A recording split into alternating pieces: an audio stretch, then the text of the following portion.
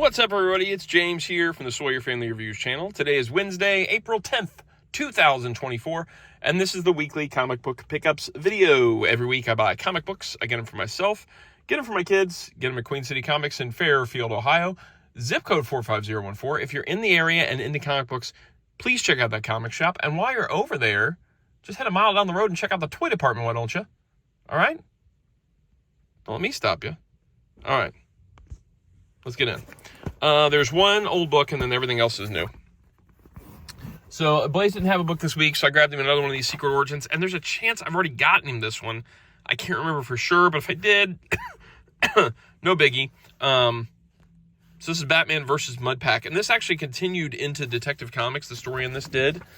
But I remember he recently got a Superpowers custom of Clayface, and so I was like, well, I'm going to grab this because this will be kind of fun for him to flip through.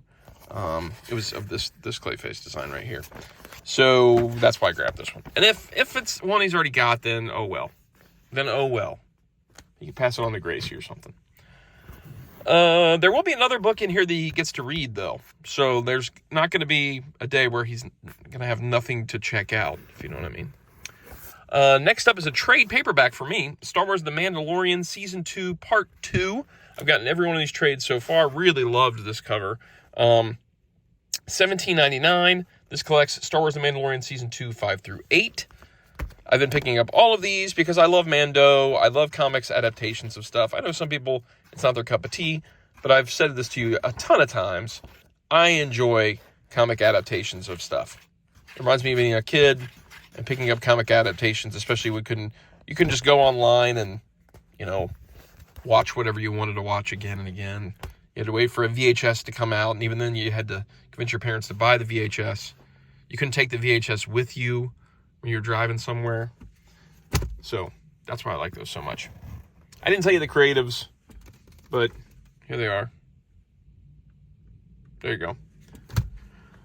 All right, next up is for Keaton. We've got Transformers number 7. This is his favorite comic going. It's part of Skybound's Energon universe. $3.99. I went with this cover. There were 2 regular covers and then a bunch of pricey covers. Daniel Warren Johnson doing the writing and Jorge Corona doing the art.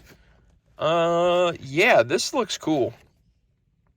I thought that Daniel Warren Johnson did the writing and the art on this before, and this is maybe a different artist, but it looks good. I like it. Oh, this is cool, man. I got to read this book. We've been watching a lot of, we've been watching some old Transformers. We're excited because the original 4 episodes of the original Transformers cartoon are coming to theaters in May.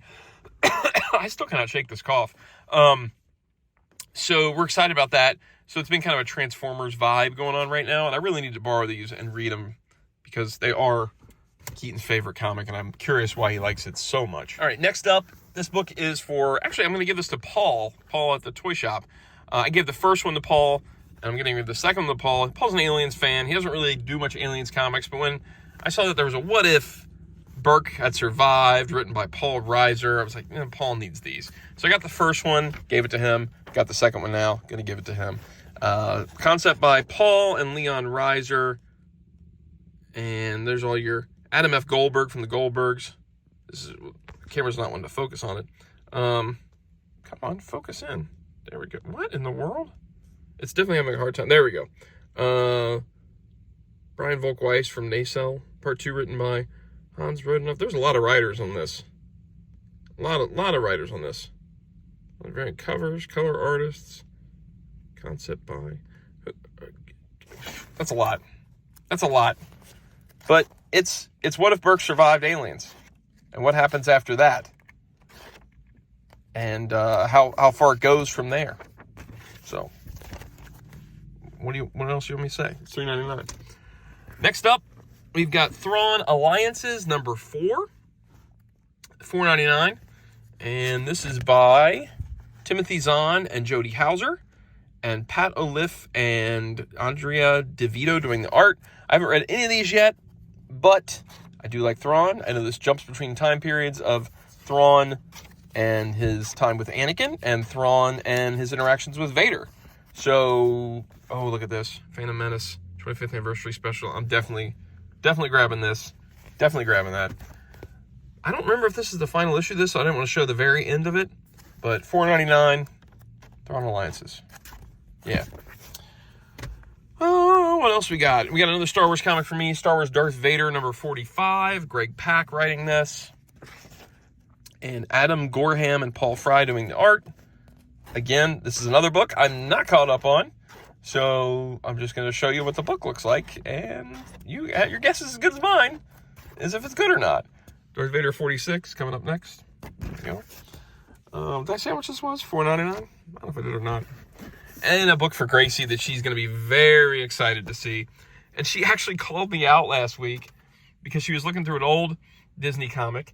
And in it said that Hercules out on whatever day it was, April 2nd, April 8th, April 3rd, whatever it was.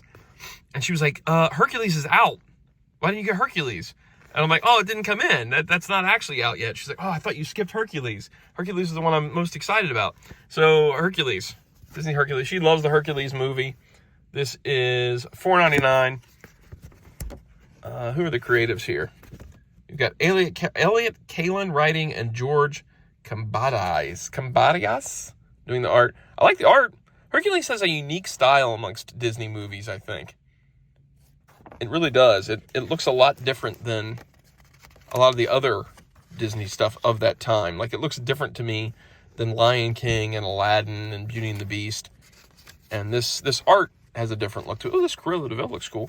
And thank you very much, whoever, if it's Disney mandating it or what, but thank you for not putting adult ads at the end of the Disney books. I appreciate that, Dynamite.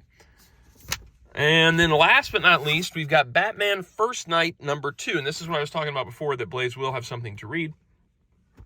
I got the first one for Keaton. Keaton read it, really enjoyed it, and is going to let me and Blaze read it. Blaze is already excited to read it, but it's been sitting on my shelf waiting for me to read it. And I really should just say, you go ahead and read it, because I don't know when I'm going to get a chance to.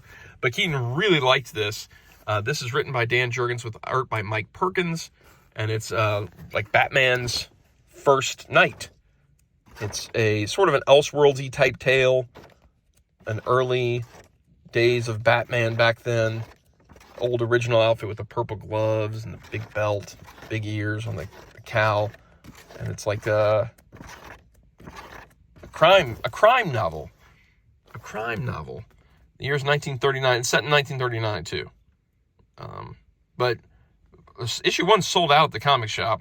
And like I said, Keaton really enjoyed it. I'm going to get around to reading it. I really do need to read this. I love Dan Jurgens. I wish Dan Jurgens was doing the art too, but what can you do?